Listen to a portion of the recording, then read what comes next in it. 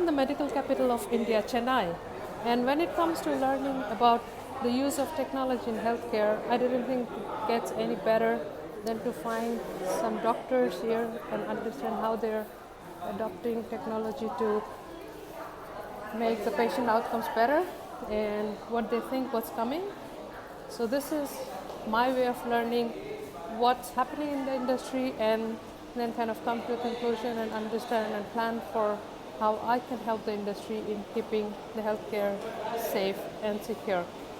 So let's go and see, let's meet two of the global experts here who have been pioneering the use of technology in conducting a lot of complicated procedures. So just stay in tune with me. So while I'm waiting, I've been asked to put on this protective gear, which kind of I'm pretty liking it. And we're just waiting for the doctors to come out of the procedure so I can go and ask them the questions and kind of learn from them. So let's see, let's give them some time. And I'm just anxiously waiting here to meet them and hear from them how they're adopting technology in their work and how it is kind of impacting me as an individual and as a patient generally. All right, so the wait continues. So we're now walking in, going to meet the doctors. A few moments later. All right, so today we have here three global experts here who have been working over 20 years, each one of them. So thank you so much, Dr. Ravi Kumar, Dr. Preetham, and Dr. Jonathan for taking up the time. Dr. Ravi Kumar here, he is a senior consultant in intervention radiology. Dr. Preetham Chatterjee, he's a consultant intervention radiology. And Dr. Jonathan, he is a consultant anesthesia. So thank you so much, doctors, for taking out the time and helping me learn about how you're adopting digital technology in healthcare today. So I'm really excited to have you all here. So Dr. Ravi Kumar, if I can start by asking a basic question for our audience. You've got the title of Senior Consultant Intervention Radiology. What does that really mean? What does it mean for me? Yeah. Like how the interventional cardiologists do procedures for the heart. So apart from that, from anywhere from the brain to the foot, we do the procedures. That's what intervention radiology is. So we try to avoid surgeries as far as possible. We call ourselves minimally invasive endovascular specialists. It's all very terms, but what we basically do is from the patient's point of view, we don't, no knife, no blood loss, no pain. So we just use minimal instruments possible, finish our target thing, and then back off. So it's like a a covert kind of an operation where we go there and finish it off without leaving any evidence that we've done it. So that's how this thing goes. So I'm starting to already like this version of the surgery, and I think I might ask that the next time I'm in the hospital. Hopefully not anytime soon, but that would be my option if I can choose. All right. So Dr. Preetham and Dr. Jonathan, if I can come to you, and if you can help us understand how are you using technology within your respective specialties today? Help me understand. So technology is everything that we use every day. The place we're standing is called the cath lab. This is one of the most modern setup that we use. It's called the biplanar cath lab. We have the two C-arm large systems. You can see this help us look at the patients inside the blood vessels that we do the treatment. We can look at with this machine. So this is everything that we do here, right from the radiation protection apparatus that we have. This is all very advanced radiation protection, so that the doctors and the patients who are in the room get protected from the radiation during the procedure.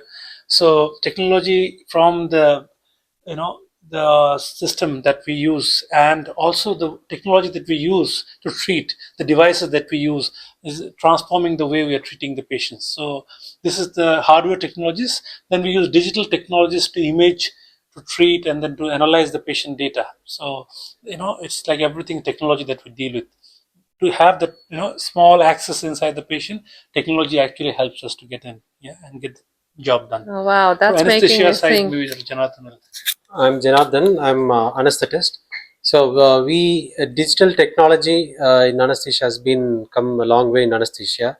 So in the past we used to use mechanical machines, anesthesia machine. Now the machine, the monitor, the computers, everything has been digitalized. So what it means to us is, previously we used to look for the values manually. Now since it is digitalized, it is we are able to pick up the lot of abnormalities very easily. So we are able to focus on the patient care much more better than before. So most of the patient data is also digitalized, so it's easy to retrieve the data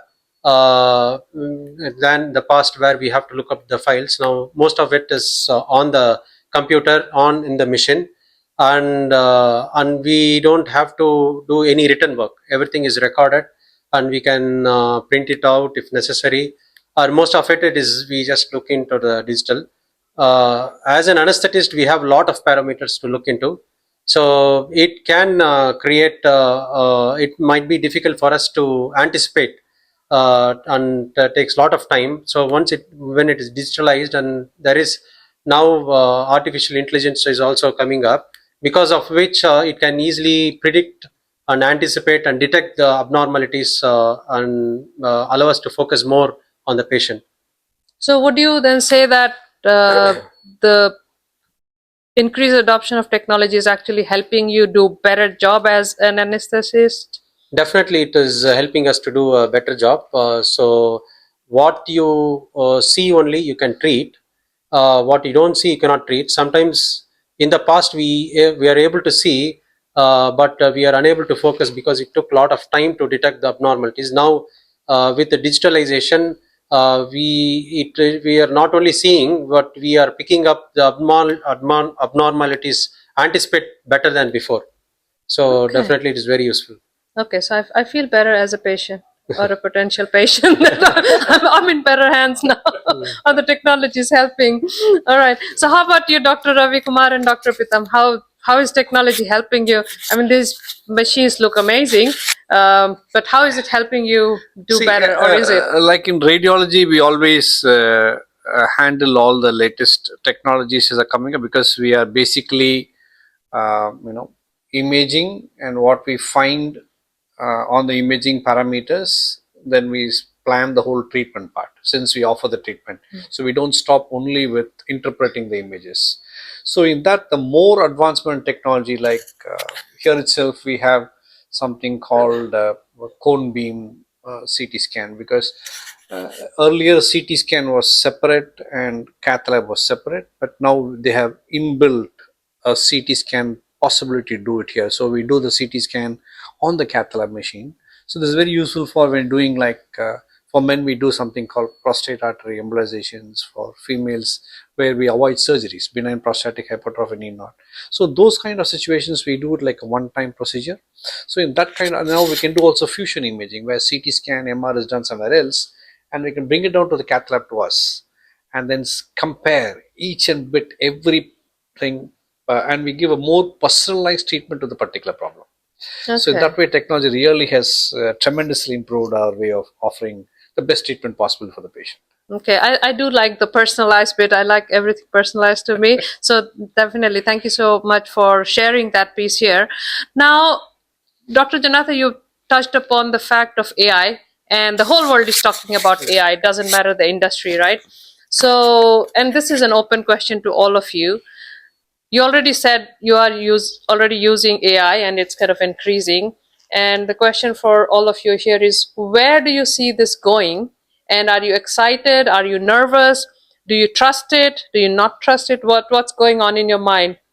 Definitely, AI is going to help. So the more focus, more anticipation, I've said, is definitely better for the patient. But it is definitely not a human. It cannot make decision. It can give choices. So we should be wise enough to pick up the choices, and at the same time be careful. We should not completely believe whatever is put, whatever the outcome by the AI. So it's useful, definitely. Like nowadays we are using cell phones is useful, but at the same time cell phone is the one of the reason for many of the Yes. problems happening. Same thing with AI, that I see AI also in the same category and spectrum. So it's useful, but it's how we use it is what it matters. In healthcare, definitely it is going to make next big revolution. There is no doubt about it. So how about you, Dr. Preetham? What's your Yeah, I thought? think AI is going to revolutionize. It's already revolutionizing our medical field, especially the field where in intervention radiology. We get a lot of input from AI from the diagnosis aspect as well. Like radiology, when the diagnosis happens, AI can actually very fast can predict the problem that is going to happen, or it can show a diagnosis within a fraction of seconds, which a human will take a long time to interpret. So the technological integration that is happening in healthcare is really amazing, and in the space we're looking forward to. But again, maybe AI, as Dr. Janardhan was telling, we have to look into the plus and minuses of AI. We have to get the plus and then negate the negative things of AI. So positively, we're looking forward to it. So Dr. Ravi Kumar, I'll ask a slightly different question to you then with a bit of a twist here. And because you're the most senior here in the panel, so you have seen kind of a lot in your journey, right? The whole adoption of technology between where when you started to now, and I know you continue to pioneer in a lot of different spaces. So, from that perspective, do you think that all of this technological advancement would somehow impact the way you would train the new incoming? I don't know. We use the word interns. I don't know what you call them Yeah, as in correct. healthcare, Yeah. but the new doctors, new Maybe incoming the next doctors. generation of doctors are coming out. Yeah.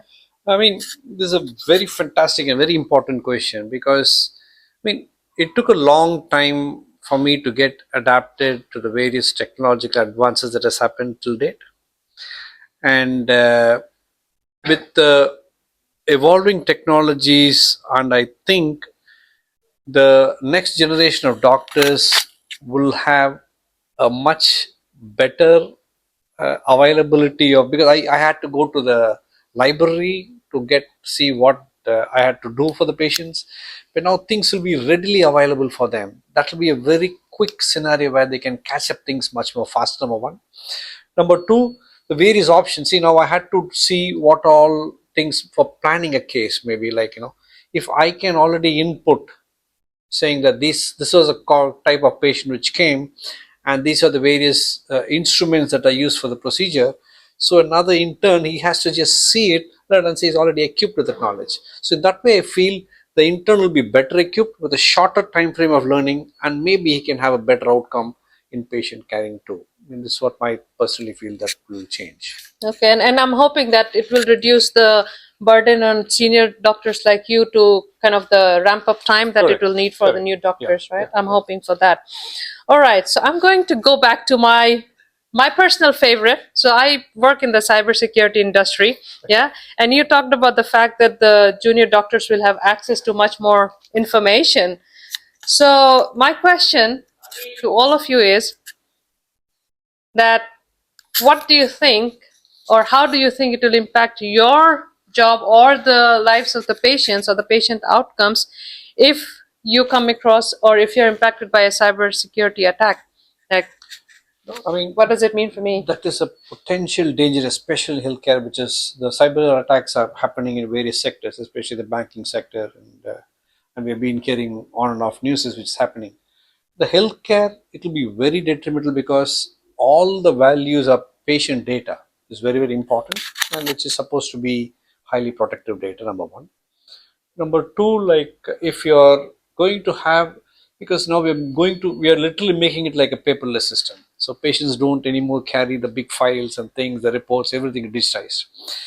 If that kind of a thing is going to happen, I think that will be a real, doomsday for both the patient and the doctor treating it. So I would like to have a precautionary measure taking into how we can avoid this happening rather than trying to go back and say, let me face it and then I'll correct it. So I think I will go fast forward to say, how can I prevent? What are the possibilities that can help me avoid this kind of attack that can happen, which is bound to happen in the future. Okay, so Dr. Preetham and Dr. Janathan, what do you Yeah, think? as I said, my remarks will be like prevention is always better than cure. So we should think about preventing the cyber attacks or whatever happening to the hospital environments. So it'll be really safe for the patient as well as the environment that we work in. Okay. Yeah. So yeah, that's an important thing. It's very difficult to get the medical. Previously, medical records room used to be full of files. You lose only one file or two files because it's very difficult to take. Now it is just a single key which can unlock the confidential data of all the patients and this thing. So in terms of this, we have to be very careful, very before even allowing digitalization or AI, we have to think 10 times the protective cyber security and other stuff, because this has only one door, unlike and one key, unlike other previously where we used to keep the medical records. So and this is the way to go forward also. Digitalization is the way to go forward. It's easy to store, interpret, and also most importantly helps the patient care. Okay. So if I may ask, I will go into a bit of a personal stuff, right? So let's say hypothetically, if an attack happens, so as a doctor, what would that mean for you? How would you feel if you come across an attack? You're doing your work during your work day. What would it mean for you, and how would you feel? So it feels, it definitely, it's shocking and betrayal to the patient, to the patients we are treating, and to ourselves also.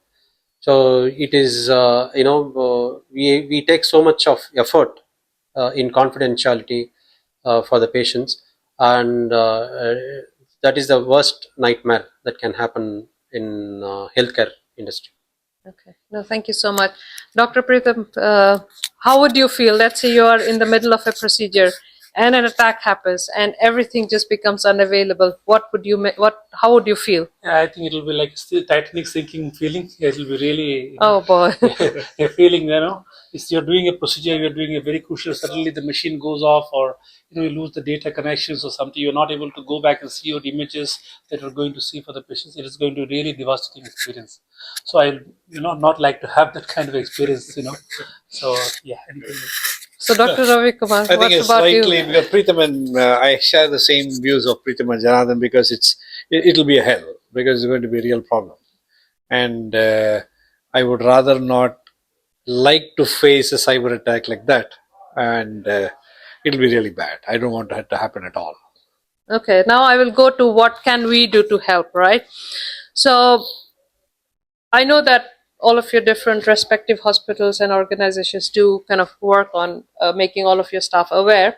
But as someone coming from cybersecurity industry and as all of you being the expert doctors that you are, where do you think we can contribute to make it better for all of you so that the chances of an attack reduces, right? Obviously there are a lot of technical stuff that we can do working with your technology departments, but generally talking about all the staff that we have working on the floor, where do you think the industry, cybersecurity industry, can help or collaborate better with the healthcare industry?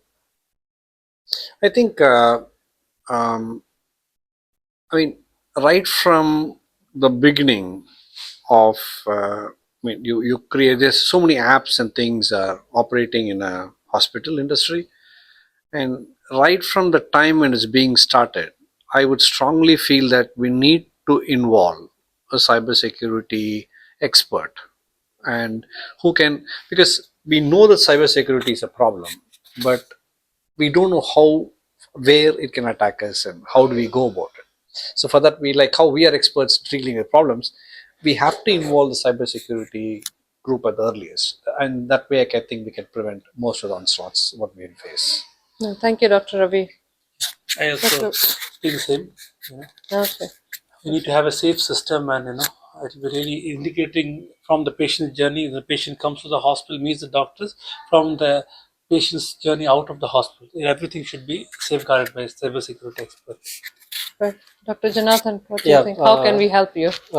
the same thing. But one thing is, it has. I feel that cyber security, the whole system has to be in a closed loop, and we need to be educated. Doctors also needs to be educated how to use the information confidentially. What are the how the cyber security happens at every doctor, because if everyone uses digital technology, and so every doctor needs to be educated based on what is cyber security. We were taught only in confidentiality how to preserve our physical files.